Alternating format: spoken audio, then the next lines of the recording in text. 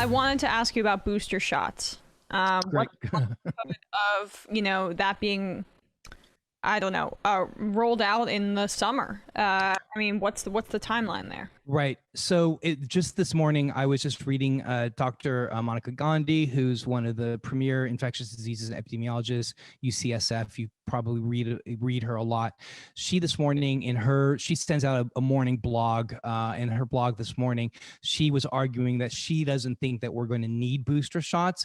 I am not 100% in agreement with her. Again, I part ways with her there. I think that booster shots are going to be needed.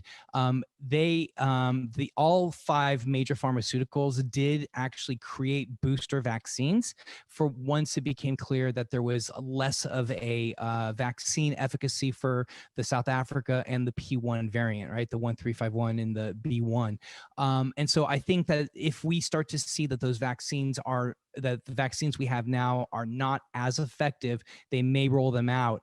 But I think at this point, booster shots, if you'd asked me, in fact, the next video in the video series, Emma, is going to be significantly on how booster shots work and why we need them. And we use a bunch of we mix a bunch of fairy tale metaphors. That's going to be ready in about 2 weeks or so.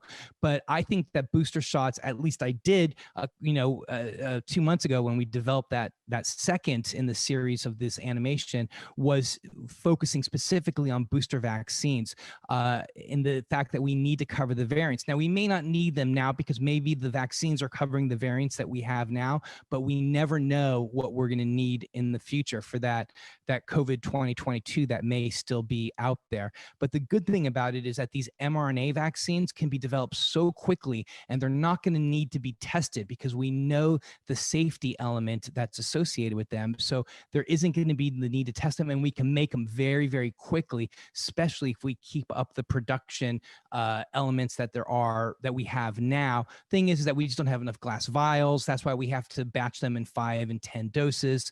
We don't have enough syringes, and so hopefully we're working on all that stuff now, so that if we do need boosters in a real quick manner, that they'll be available rapidly. Mark Allen Derry, I can't tell you how much I appreciate your coming on and laying this out. It is incredibly helpful. Every time you're on, we get a lot of requests to clip your appearance because you lay it out and explain it with such clarity.